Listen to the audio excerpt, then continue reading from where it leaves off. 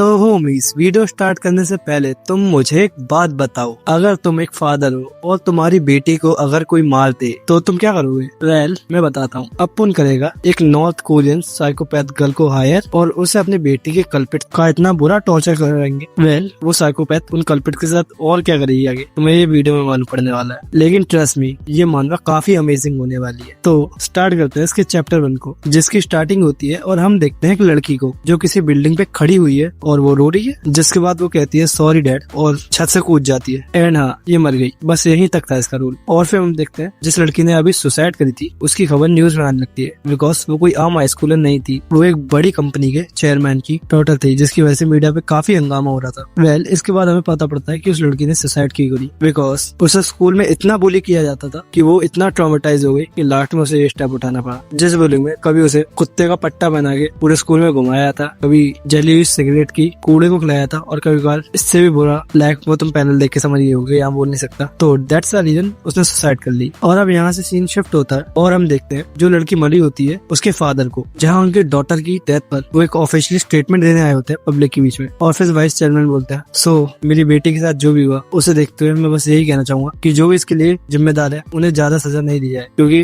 वो बच्चे हैं और बच्चों से गलती होती रहती है। व्हाट? अबे भाई, तेरी लड़की मर गई है? वेल, इसके स्टेटमेंट को सुन के पब्लिक का रिएक्शन भी कुछ खास नहीं है। जितने भी न्यूज कवर करने वाले आए होते हैं वो सब इस स्टेटमेंट को सुन के कहते हैं क्या ये बंदा पागल हो गया, या वो डॉटर इसकी असली बेटी थी भी या नहीं। और फिर फाइनली एक न्यूज रिपोर्टर चुप्पी तोड़ते हुए बोलता है, सर बुरा मत मानिए, पर मैं ये बताइए क्या वो लड़की आपकी सच में बेटी थी? और यहाँ वाइस चेयरमैन कुछ भी जवाब नहीं देते और वो सीधे निकल जाते हैं, जिस पर बाकी के न्यूज रिपोर्टर उनके पीछे भागे लगते हैं और हर तब यही बातें चल रही होती है कि क्या वाइस चेयरमैन सच में एक फादर है, ETC। और फिर यहाँ से सीन शिफ्ट होता है, पर उनकी जो ये रिकॉर्डिंग थी इस पे सोशल मीडिया पे अपलोड होने के बाद सोशल मीडिया पे भी काफी नेगेटिव कमेंट आ रहे थे। लाइक कुछ कमेंट्स में ये लिखा है वाइस चेयरमैन की वो बायोलॉजिकल डॉटर थी नहीं, या वो अडॉप्टेड डॉटर थी।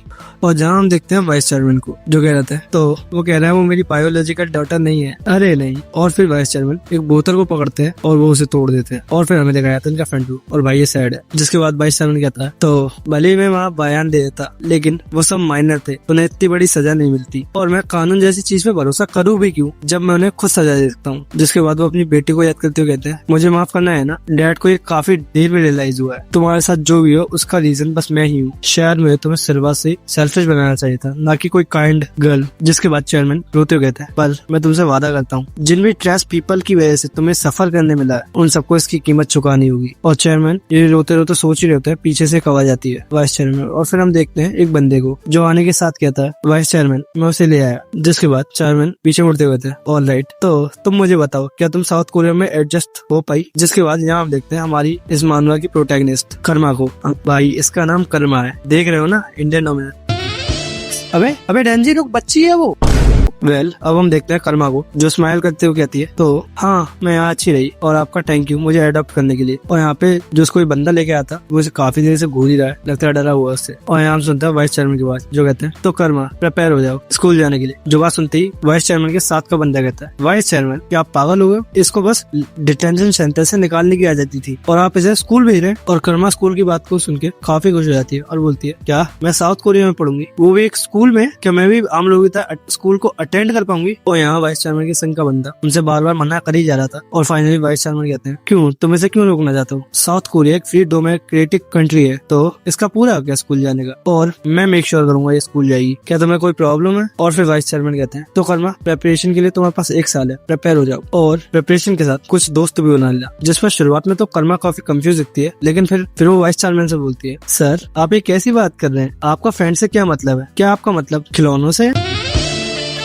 अबे डेंजी तो फिर जिसके बाद हमें दिखाया था 1 साल बाद का सीन, और हम देखते हैं यूनरो हाई स्कूल को, जहाँ पे हमें गर्ल्स के बुली ग्रुप को दिखाया जाता है जो एक लड़की को बुली कर रहे होते हैं। और जिसमें से इंडियन नाम की जो लड़की है वो एक लड़की को बुला करते हुए कहती है, तो मैं तुम्हारे लिए लंच लाई हूँ, क्या तुम इसे पियोगी नहीं? ये काफी प्रोटीन से भरा है। और यहाँ हम देखते हैं ये लड़की लिटरली उस लड़की को बुलिंग के लिए एक एक्सपायर मिल्क पिला रही है जिसमें मक्खियां डली हुई है और उसके बाल काट के डाल दी है। और इस लड़की की तो वैसे भी इसकी हरकत देख के फटी पड़ी है और वो उल्टी कर रही है। और यहाँ हम उसकी फ्रेंड्स को भी देखते हैं जो पीछे से कह रही होती है, इंजन तुम सच में एक बहुत बड़ी कुतिया हो। और यहाँ इंजन इनकी बातों को इग्नोर करके उस लड़की से कहती है, ए तुम इसे पीती हो या नहीं? तुम क्या बात कर रहे हो, ये एक्सपायर है? अरे ध्यान से देखो, ये बस पुराना है। और वैसे भी अगर तुम इसे नहीं पियोगी तो मैं अपनी कैंची से तुम्हारे साथ क्या करूंगी वो तुम्हें पता ही है। जिसे देख के ये लड़की डर जाती है और फिर उसी दूध को भाई लिटरली पी लेती है। और जहाँ इनकी ये हरकत देखे क्लास की बाकी लड़कियों में से 2 लड़की आपस में बात करने लगती है, ए ये कुछ ज्यादा हो रहा है, वो लड़की पागल हो गई है, क्या हमें ये बात टीचर को बताना चाहिए? जिसमें दूसरी लड़की उसे रोकते हुए कहती है, ए ये तुम क्या बात कर रही हो, ऐसा करने की बिल्कुल कोशिश मत करना। इंजन वो लड़की है जिसने एक बड़ी कंपनी के वाइस चेयरमैन की डॉटर को मार दिया था, लेकिन फिर भी उसे सजा नहीं हुई। और फिर हमें इंजन की प्रोफाइल दिखाई जाती है जिसमें उसकी उम्र है 15 साल और उस पर अग्रेवेटिव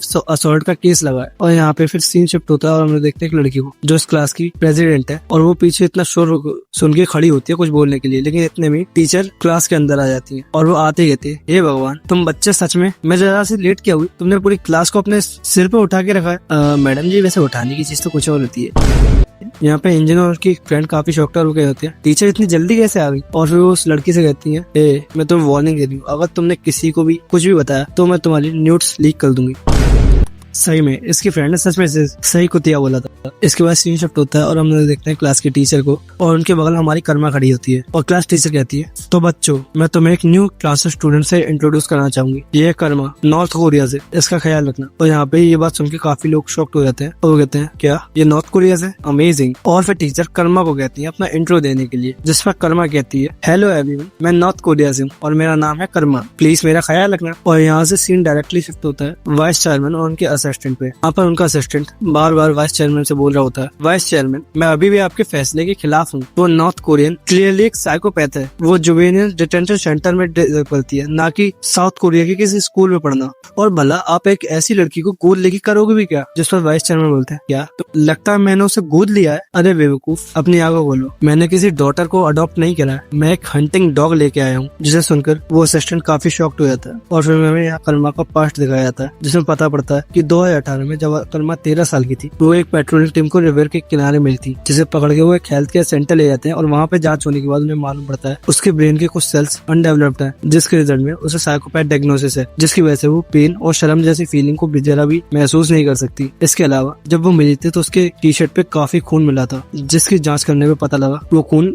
अलग अलग डीएनए का था। जिस पर थोड़ी सी और जाँच करने के बाद साउथ कोरिया की पुलिस को पता पड़ता है कि जिस लड़की को वो उठा के लाए थे वो नॉर्थ कोरिया के एक ऑपरेशन का हिस्सा थी, लेकिन उसके डायग्नोसिस के कारण जो उसे उसी एक्सपेरिमेंट से मिला था, उसे सुपर स्ट्रेंथ और फिजिकल एबिलिटी तो मिल गई, लेकिन उसने अपना कंट्रोल खो दिया। जिसके बाद उसने उस रिसर्च सेंटर के 13 से ज्यादा साइंटिस्टों को वहीं मार दिया और वहां से भाग गई। इस डिटेल के बाद उसे हॉस्पिटल से डायरेक्टली एजुकेशन सेंटर में भिजवा दिया गया, पर अपने इस प्रॉब्लम की वजह से वो वहाँ पे भी बिना किसी को मारे रह नहीं पाई और उसकी सुपर ह्यूमन फिजिकल एबिलिटीज के कारण उसने उस एजुकेशन सेंटर के एक एक इंसान को या तो बहुत बुरी तरह से टॉर्चर करके मार दिया या उसे चलने के लायक नहीं छोड़ा। जिसके बाद उसे जुवेनाइल प्रिजन भेजा गया, जहाँ पर उसके लिए एक स्पेशल से एनवायरनमेंट बनाया गया और उसे कभी भी वहाँ से निकलने की ना सलाह दी गई, जिसकी प्रोडक्शन और रिक्वेस्ट मिनिस्ट्री ऑफ जस्टिस ने दी थी। कर्मा का फ्लैशबैक खत्म होता है और हम यहाँ देखते हैं कर्मा को।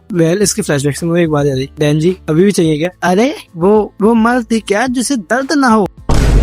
यहाँ हम देखते हैं कर्मा को और जिसे देख के इंजन और उसकी फ्रेंड काफी स्माइल दे रही होती है और इंजन कहते हैं, लगता है कि इंटरेस्टिंग गल आई है। और यहाँ देखते हैं हम कर्मा को जो इनसे भी यार डेस्परेट है इनकी बचाने के लिए। और लुक एट द पैनल। इसी पैनल के साथ इसका चैप्टर 1 एंड होता है। अगर तुम चाहते हो कि मैं इसे कंटिन्यू करूँ तो आप तुम कमेंट करके बता सकते हो। इसके अलावा मैंने अपना एक्सप्लेनेशन स्टाइल बदला है, तो मुझे बताना कि तुम्हें कैसा लगा। मिलते हैं न्यू वीडियो के साथ, तब तक के लिए 7